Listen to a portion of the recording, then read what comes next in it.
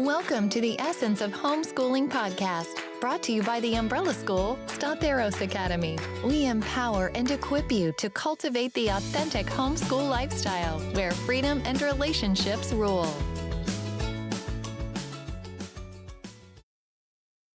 In this episode, we're going to talk about the nuts and bolts of homeschooling.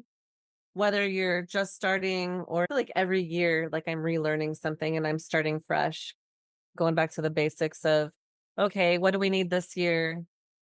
Everybody's different. Everybody's grown from last year. I feel like every year I refined my groove a little bit because it changes. Do you all feel that way? That every year's a new year, you have to refine your groove? Absolutely. Yeah. Definitely. We're going to look at styles. And even if you've been homeschooling for a while, sometimes you have to reevaluate your kids and maybe how is their style different than it was last year as they've grown and developed and as they've gotten stronger in certain subjects and they've become more passionate. Maybe they need a little bit more of a challenge in the subjects that they love, and maybe they need different support in the ones that they don't love so much or the ones that they downright dislike.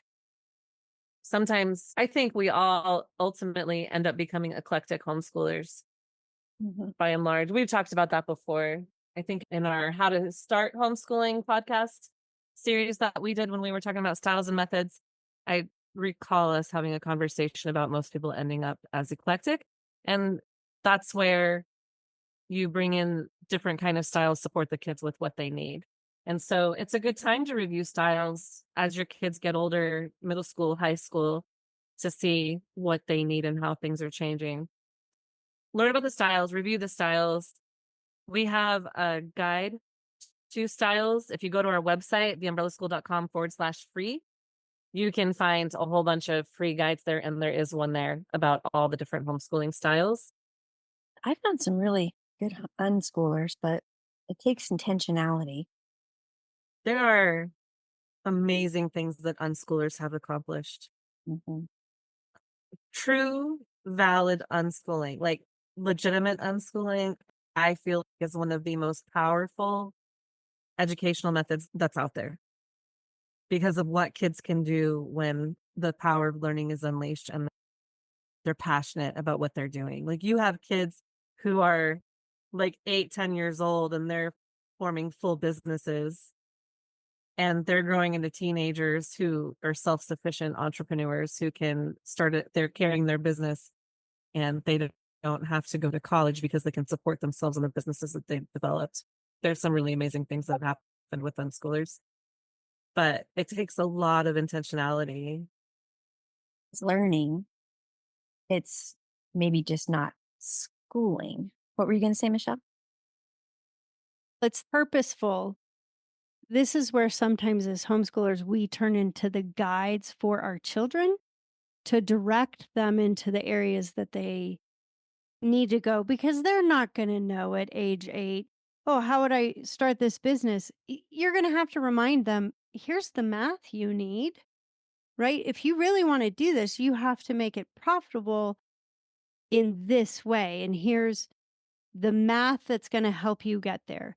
If it's science or art or speaking skills, whatever it is, those are the intentionality and the purpose and where the parent acts as the guide for them.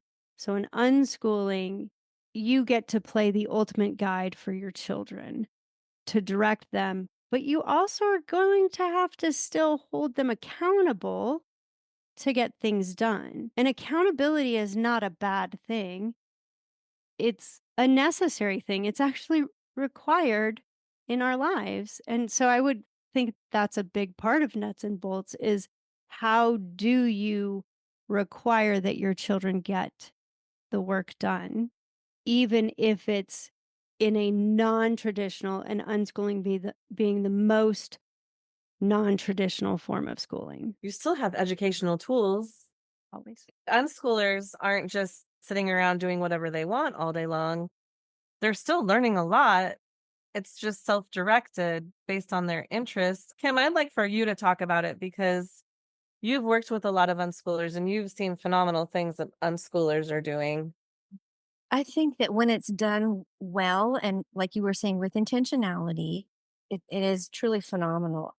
I think of it as if you're driving along a road on a crazy mountain highway, you want to have some guardrails, right? Have your guardrails in place, have your basic idea of you don't want your kid crashing off into the wilderness somewhere. You definitely want to have some guidelines. And then within that, yes, there's freedom to move around, quite a bit of freedom. And of course, you have to know your own child the best. If you just have a kid who just wants to sit around and watch cartoons all day, that's a different conversation. That's not unschooling at all. Unschooling is when you're listening, you're in tune with your child's heart and you're listening very carefully. What are they interested in? Maybe they don't know, and you have to help them figure that out and to find those passions, find those interests, and present them with opportunities. Hey, this week, let's go down to the aquarium. Let's see if we're interested in marine mammals or whatever it might be. Or maybe you see they have a natural aptitude for math and you encourage that. And maybe it is with a curriculum. An unschooler can use curriculum. That's okay. It's really tuning into what your child's passions and interests are and figuring out ways that they learn that best. And I think when it's done well, there actually is more structure to it than people realize. And I do want to pause for a second and differentiate that too from deschooling a little bit, because deschooling, it's a relatively new term, but a lot of us did it at one point or another. You pull your kids from school, or you just say, something's not going right with homeschool. I have to pause and take a break. And you really do just genuinely take a break. I guess it is a little bit like unschooling, but you're intentionally taking a break from the academics and you're saying, let's just let our brains rest and let's go back to, again, what are we interested in, with the intention of eventually getting more purposeful in your curriculum and your classes and things like that. Unschooling is a little bit more broad, and it's more of a long-term technique that people use. People that are really super committed to this as a lifestyle, learning as a lifestyle, the homeschool lifestyle.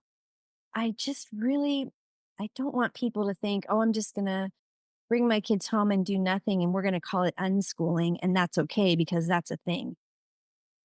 That's not it at all. You have to still be intentional, tune into your kid, help them find what they want to learn about, and you still want to learn. Unschooling is not learning. It's just learning in a different way. Maybe that's the best way to put it. I think the way I like to differentiate deschooling from unschooling, deschooling is detoxing. Ah, that's good. That's how I always explain it to people. It's detoxing. The school as an institution, it's detoxing that out of your life, and it's resetting, and it's taking a break so that you can rediscover interests and rediscover a passion for learning, and a lot of times reset the sleep cycle and reset the mental health. That's what deschooling is to me. Yeah. And while it's similar to unschooling, like you said, like it mirrors it a little bit as far as let's find the passion, let's recreate a sense of wonder, let's rediscover what the kids are interested in and what is at the core of what makes them who they are and what they're interested in, and then help them go learn about those things. That's the part that's similar to me about unschooling, but that's where it kind of stops. And the deschooling, the whole point of it is to take that time to detox, to learn about the homeschool lifestyle, and then figure out how you want to live that out in your home. And to take the time to reset, because it feels different. I don't know if you all ever went through this when I was little, and if I stayed home from school sick, just being at home during the day, it felt like something was wrong. It just felt weird. It had that weird feeling like, this is what it feels like to be in this space at 11 o'clock in the morning. Right now, normally I'm in this class doing such and such work, or I'm at recess with my friends. And this is just, it almost felt eerie. I don't know if I'm even explaining it, but it just felt different. And all of a sudden, when you're not living your life on a schedule and the terms set by a school, you don't know what to do with that. It feels weird. Oh, right now, normally we're making breakfast and getting out the door, and I'm scrambling trying to get lunches together. And we're worrying about homework and we're whatever it is, it's figuring out what it's like to be at home again and figure out those relationships and how they relate, how you relate to your kids when you're there all the time, and your kids learning how to relate to you and be around each other. It's different when you're not used. That's deschooling. Yeah. That's Very very well, different from unschooling. yeah, very well put. Yeah. I'm glad you brought that up. Thank you for bringing that up, Kim. Okay. Learn about the styles, know what unschooling is and what unschooling isn't. Don't make a mistake there because, like you said, Kim, unschooling, that's a long haul. If you're going to really unschool, you have to be committed to see it all the way through to the end. If you play around with unschooling and then decide to put your kid back in school because they're not learning enough and you think that there's not progress happening, you're putting them in a really bad spot and you're harming your kids. That's very detrimental. If you are going to do what you think unschooling is by not providing a structure and not providing those intentional opportunities, you are harming your children because they will have learning deficits and they will have a hard time coming back from that, especially if you consider math. Just learning the math facts and staying on top of the math facts, that's important to be consistent in. But also, math is really important for brain training and logical thinking and sequential thinking. That's what math is good for. So don't ignore the kids and call it unschooling. There's a real popular book that within the last few years, oh my goodness, what's it called? There's a big pencil on the front. Maybe you guys will remember. And it's about really a family that I think they lived in either southern Idaho or northern Utah. And it really was educational neglect when you read that story. But yet, the main character, the author, in fact, she did eventually thrive because she took responsibility for herself and she pursued her passions on her own. And she did become somebody, apparently a good author. Do you remember what that book was, Michelle? I saw you nodding. I know it and I can't remember it at the It'll moment. come, It's on my bookshelf if you want me to go grab it. yeah, it'll come to us. But But it yeah, was good, but that was not schooling at all because they weren't giving her the tools to even leave the home. She had to fight to get the tools to leave the home. And if we're homeschooling, we want to work, like you've said before, Kim, is work ourselves out of a job and have a way for our kids to excel and flourish and live into the beauty of who they are created to be. But it's going to take work. yeah, intentionality. Do we want to mention any of these other styles just briefly I or think just that we should mention a couple of them. name them? So let's popcorn. Everybody, like, pop out and talk about your homeschool style, like a quick one. I'll take Charlotte Mason. I love Charlotte Mason. I love all of them except for traditional schooling, if I'm honest. I love Charlotte Mason because it's so much based in living books and in nature and in conversation, hearing your children narrate and have them tell you what they heard and what they learned and tell you back what's important. It's so beautiful to have your child tell you what they heard and what you read to them. And I feel like it's one of the most powerful tools to learn about your children and how they think and how they view the world and how their mind works. I love that about Charlotte Mason. And then it's all the liberal art, lots of nature studies and handiworks, handicrafts, things that they do on their own. And then the narration as it grows from when they're smaller and it's verbal and they're telling you back to then it growing into them writing and developing their writing skills. Absolutely love Charlotte Mason. With that being I said, I think couldn't stick through it all the way through. I had to get eclectic and do different things, but Mhm. I love it. If I could live in an ideal world and if I could live out the ideal homeschool dream that I had about what kind of a homeschool mom I would be and about what I would look like, which is never reality, I would have been, I think, a Charlotte Mason homeschooler all the way through. And I wonder if Charlotte Mason also piggybacks with the Montessori type and the Waldorf, which is child directed. Yeah, they're very close. They are very similar. And I would say in my early years, I was heavy Montessori. And I didn't know Waldorf was a style, but I've read more about that, and I'm like, "Oh, yeah, I would have fallen into that." And then I think as my kids got older and I got used to how I was teaching, I did more, I can say unit study. I would say unit studies because I would build a curriculum around a particular topic. And so I'd bring all the reading around that topic. I'd even bring the history around that topic to do it that way. But like you said before, Colleen, I think we all fall into an eclectic mindset because we dabble here and dabble there. Are you looking for a supportive community to walk with you through your homeschooling journey? Look no further. Statheros Academy is your go-to umbrella school for fulfilling legal reporting requirements in Colorado. But what if you don't live in Colorado? We still serve you through our support tools and services. At Statheros Academy, we're not just another institution. We're your partners in education, providing comprehensive support services designed to empower, encourage, and equip you to be the best homeschool parent that your children deserve.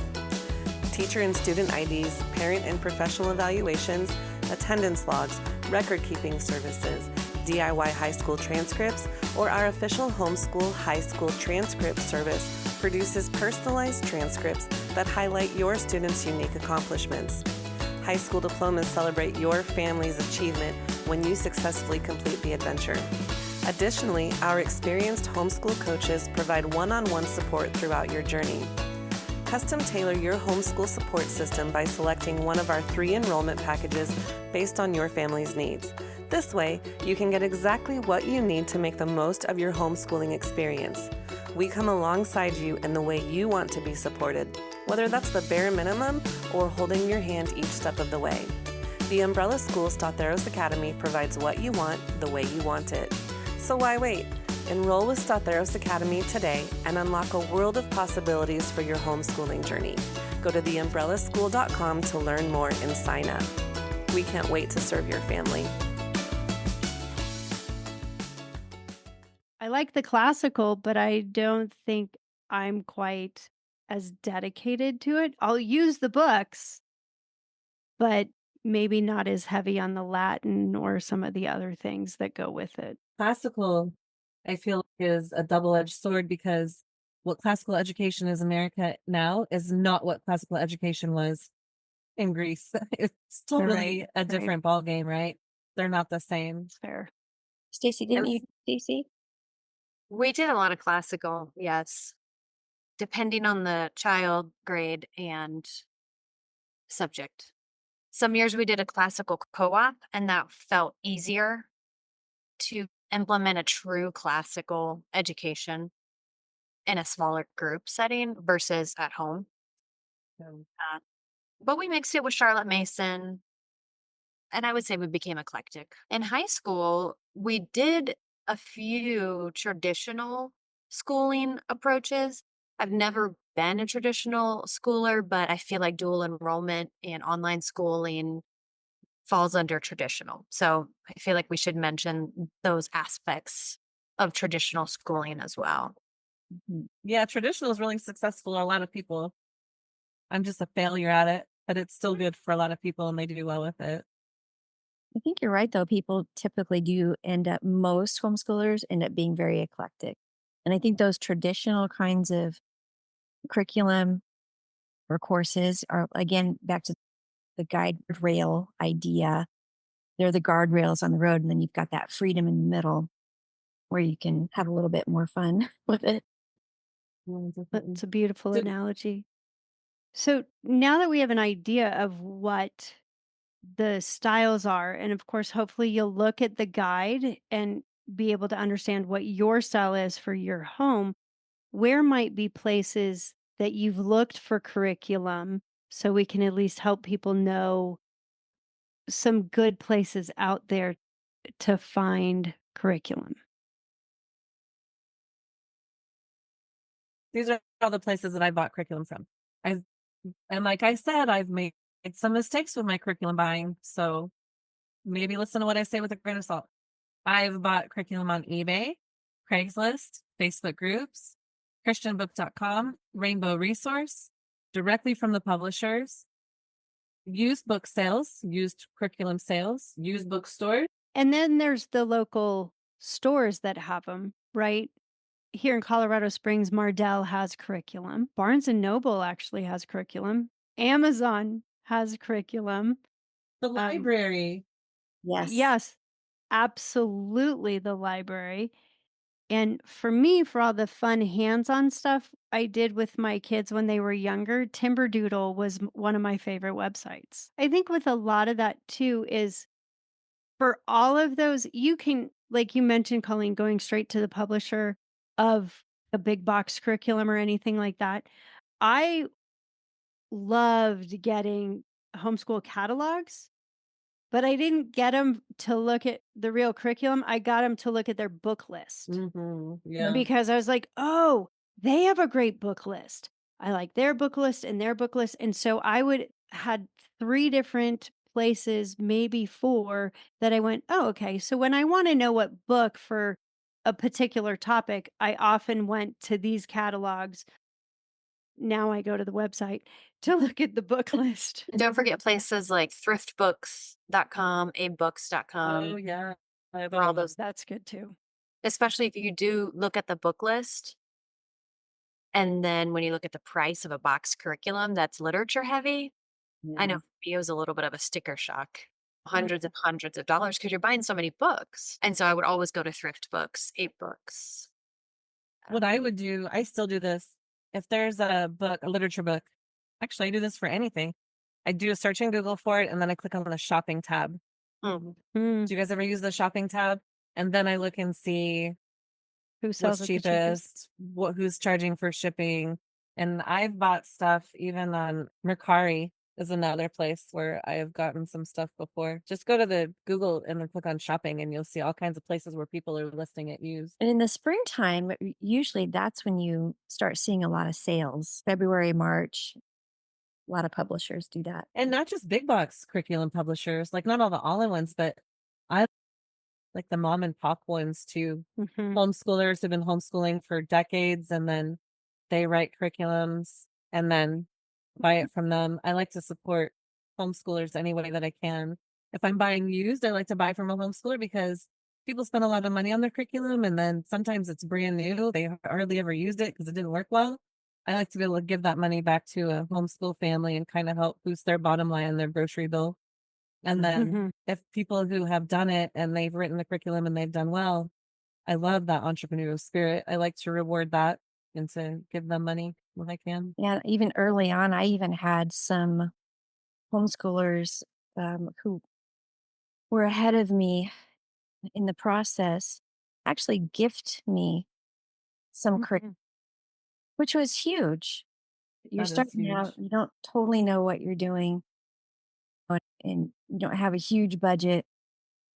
It was just tremendous. And so I always remembered that. And so, I think that's something to keep in mind too. If you're able to just pass things on and just tell each other, just pay it forward. That's a nice thing to do sometimes too when you're able to. Speaking of paying it forward, we were talking about taking curriculum we don't use anymore and doing a giveaway. So this would be an appropriate time to tell people we're going to do some curriculum giveaways from our own bookshelves, things that we've used, things that I'm going to give away some that I didn't use, to be honest, but that were still high quality, that are like brand new. If you go into our Facebook group, The Essence of Homeschooling, you can learn more about these giveaways and how you can win some curriculum for your house. So if you're not a member of our Facebook group, get in there. And so you can maybe win some curriculum. Along with the curriculum that we've already talked about, when you're thinking about the nuts and bolts of becoming a homeschooler, you're going to want to think about what coursework your children have shown interest in the past, what they haven't had a chance to explore, what topics they might want to study, and have a conversation with them about what they want this year to look like. And you really should do this before you even look at curriculum, before you start talking about curriculum, because you'll want to have a general idea in your head about what you think and what your child thinks this year should be focused on. And then you tailor your curriculum to that. Don't go to buy a curriculum and then figure out that you have to teach everything in their curriculum. That's the backwards way of doing it. And the joy in learning will be when you sit down and you figure out what coursework that they like, what they don't like, what topics they want to study, and then you get to tailor your year around that. You can include what co-ops you're going to attend, what extracurriculars you're going to be involved in, and you can plan your whole year around child-led learning, the joy of learning at home. Yeah, I've actually sat down with my kids at times and having already had conversations with them about what they like. You just know your own kids. But maybe I've come down to a couple of different curriculum ideas or a couple of different class ideas and just literally given them a choice. Do you prefer this one? Here's the pros and cons, or that one? Here's the pros and cons, and let them have a voice in that. Definitely, obviously, way more important the older they get. But even when they're young, that's okay to do too, to have their input on stuff like that. Yeah, I remember one year I bought a science curriculum that was supposed to be great, of course, like we've talked about. Highly recommended. Everybody uses it, a well-known name. And we hated it. Hated it. It was all about birds. And to this day, we joke about the year that I made them study birds. It just wasn't my kids' favorite thing. So about halfway into the year, I was like, okay, we're going to do something different for science. And then I had a conversation with some science-minded people, some homeschool moms, and I learned a totally different way of doing science in elementary and middle school. And it was so freeing and it felt so much better than textbooks, the workbook and the flashcards and all that. I'm glad for her advice all those years ago to lay off the in-depth study of birds, unless your child loves birds. If your child loves Right. birds, go for it. Yeah, it was all the kitchen science, going to the library and getting the science experiments books and then just doing it. Just doing it in your kitchen, all the experiments and teaching them how to think scientifically and ask the questions and to be able to write out the scientific method through those experiments, right? It was brilliant. And to have fun, to Mhm. have fun with science. Yeah. Once you know your kids' interests and you know the places to find the curriculum, how do you then decide what your year is going to look like? How do you plan your year? To learn more about how you plan your year, check out our 2-part series on how to plan your homeschool year. Should co-ops be optional? Should the kids have a say about the co-op that you're participating in? Or should parents just decide this is the co-op and this is what we're doing? Yeah, they should have a say, I think. For Especially the when they yo- get older. Yeah, it's usually when they're older. For the younger years, like, sorry, this is what the family does because it's what the older kids needed. So the younger kids just rolled with it. But when they realize it's what the family does, they do roll with it. They can understand, unless there's something that is detrimental to an individual child. Mm. And sometimes you have to try a co-op or a group learning kind of thing to decide if it's your style. I remember trying one when I had a newborn and a special with high needs. And so I went with one style and realized, oh my gosh, we are not this style, but I need it for the rest of the year just because I can't take care of this high needs baby and some middle school students that need more than I can give. So we stuck with it, but it was only 1 year. And everything's for a season, right? And Mhm. homeschooling, yeah, whether it's elementary, middle, high school seasons or whether it's newborn season, maybe you're new into it in a town, whatever the season is, I definitely agree that things are for a season, come and go. And you use them to fit your family's needs at the time, to fit your children's needs. And then when they no longer are meeting the needs, you have the freedom to change. Another big part of becoming a homeschooler in the nuts and bolts is figuring out your schedule. So a lot of homeschool moms like to have a planner of some sort to keep track of attendance if it's required by your state, subjects, grades if your children are in high school, things like field trips, family vacations, any other important dates in your calendar.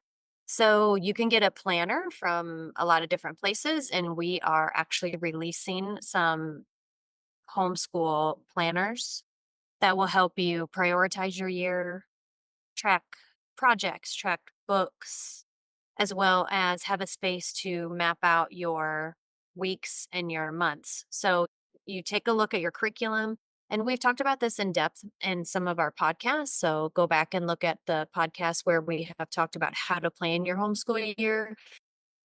So look at the weeks and the months of your year. Look at your family vacations, birthdays, holidays, co-op days, extracurricular days, whatever is on your particular family schedule, and you write those in on the schedule.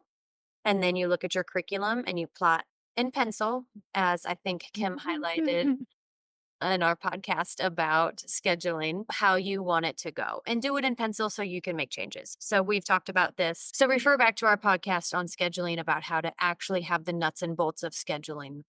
And when you're doing your scheduling, don't forget to include self-care for yourself, because as a homeschool mom, you are mom, principal, chauffeur, coach, chef, housekeeper, you're everything. And so that can become all consuming. And most moms give and give and give and give of ourselves and put our own needs at the end. And so don't forget to prioritize your needs and give yourself whatever breaks you feel that you need in order to keep providing for your children from a sense of fullness and not a sense of emptiness. This time of year, you guys have probably noticed too, you just walk into the grocery store or just anywhere you go and you're seeing school supplies popping up everywhere. And I'm just nerdy enough that just makes me really happy to see all that stuff. And kids get excited about that too a lot of times. And it's fun to lean into that. And it's fun to pick out new things. It's fun to pick out fresh notebooks, fresh pencils, or whatever you need to do. Or your older kids, maybe they want a fresh laptop. I don't know. But yeah, you're homeschooling, but you want your kids to be excited about that too, because you want them to love learning and love the whole process. And it's really fun to get on board with all of that and say, here's our stack of new stuff we get to use. I even let my kids pick out lunch boxes because lunch boxes are fun, right? And we Lunch take 'em to boxes are cool. yeah, we take them to the park, we take them to our co-ops, whatever. Backpack, maybe a new backpack each year, whatever. And so we just made it fun. But we also had a soft start date and then a harder one. The soft start date in for us, it was more toward the middle or end of August, and we would plan something real fun, just even if it was just us or maybe with our homeschool friends. We love to do the not back to school party at the local pool because we had it all to ourselves. And it was just so much fun. You just go in there and you just feel like, I don't know, you're playing hooky. And initially it was funny because it was a little bit lost on my kids because they're like, yeah, this is normal. But then I would say, yeah, but look what you're getting to do. And you don't have to go sit in a classroom. We get to be out and doing this and having fun with our friends at the pool. So I jazzed it up a little bit. And that was fun. And yeah, definitely have your soft start, have your hard start, harder start where you go, okay, maybe this week we're doing the fun stuff. Next week we ease into our core subjects and you ease yourself in by the second week or so that you're into it, you're pretty much on your schedule. The scheduling's it's an important thing to do. It's good to have our lives somewhat scheduled, loosely at least. Make it fun. We would wait for the other schools to start. And then it was like, yeah, we don't do that. But the better part was all the other kids were gone. And it was like, now this is our territory again. Like at the library and at the parks and just anywhere in town. It was like, oh, goodness, fine. It's ours again. This is how it's supposed to be. It's the homeschoolers' territory. All the time. Museums, especially. Oh Yeah. my gosh. Museums and libraries, they're all gone finally. Yeah. Yeah. Yep. And honestly, that time period there, end of August, beginning of September, You guys, that's the best time to go on vacation, family vacation. Mhm. The least crowded theme parks or whatever you want to go see, historical sites even. It's just great. The weather's great. The prices are lower. It's a good time to do some Yeah, road schooling or some world schooling. absolutely. Absolutely. Best time to travel. And in February, we Yeah. love traveling in early September after school started, and we love traveling in February, especially to warmer areas. So it's not so hot like in the summer. In September, it can be still hot in some areas, but in Yeah. February, oh, everybody's in school. Spring break hasn't started. And isn't February like the longest month of the year? The longest, shortest month of the year? February is so hard for me anyway, as a homeschooler. Oh, how am I going to get through February? Let's go on a trip. Perfect time. So we've talked about the various styles, where to find curriculum, and how to involve your kids in what you're doing. But it really comes down to now you have to buckle down and just do it. Homeschooling is going to take your effort, but it's going to take your daily effort. And the daily effort is worth it because your kids are worth it. And the time with them is absolutely priceless. And the memories you make, you'll laugh about, as even Stacy was saying, you'll laugh about a bad curriculum, one you hated. And your kids will have those memories with you. So just do it. Thank you for joining us on today's episode. We hope that you enjoyed the conversation and found it insightful. Be sure to check out today's show notes for all applicable links and additional resources. If you liked what you heard, please subscribe, rate, and review our podcast. Your support helps us continue to bring you great content. Until next time, happy homeschooling.